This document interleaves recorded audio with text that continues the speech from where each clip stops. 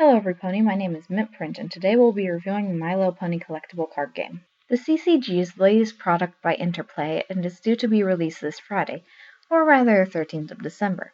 It may be a bit early and opinions may change after the rare cards are found, but I hope this overview provides some information.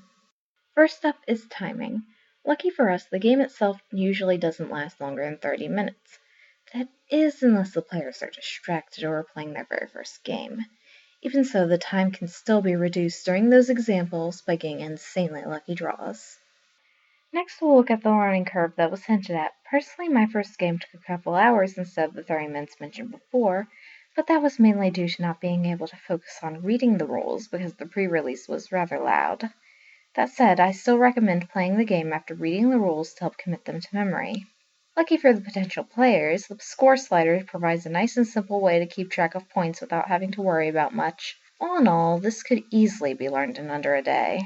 Aside from that curve, the game isn't too difficult right now, since without collecting the cards, I mainly had to go off of luck, but the strategic side can already be seen. That said, it isn't to the point of one-turn kills like other card games. It's more along the lines of what card does what, how many elemental points or bits it costs, and how well it plays into your deck. For example, if you stack your deck full of cards costing a lot of bits, you won't be able to do much of anything in the early stages, and by the time you can do something, the outcome may be completely out of your control. As per the elemental points, this is rather obvious. If you have a deck centered around a certain element, or certain elements, then a card you can't meet the requirements of is completely useless. Now the effects are where this gets interesting. For example, Drillbit's ability is to make your opponent discard a random card as soon as he's put on the field. Additionally, Opalescence can dismiss a resource from your opponent upon moving to the problem equipped with it. Apples and Oranges allows you to equip one Honesty and one Magic point to a character for your turn, and Fighting for Friendship gives all your characters on a problem an additional power point during face-offs. Of course, Troublemakers and certain problems have these too.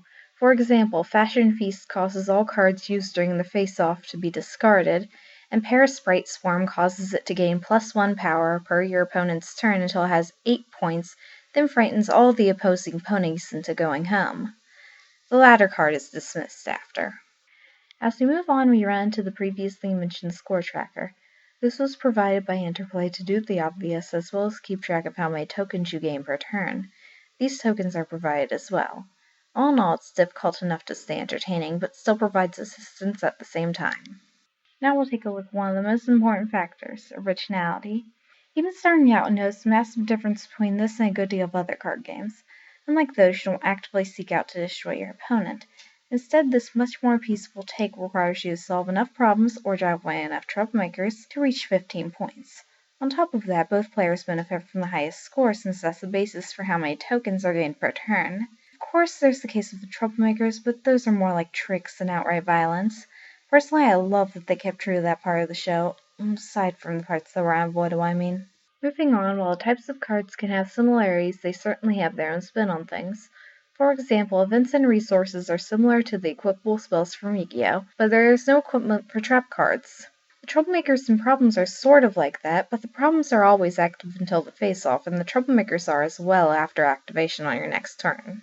Other differences from previous games include not automatically losing if you run out of cards in your deck, the placement of cards drawn for the face-off at the bottom of your deck, potential negative power values for your ponies, and so on.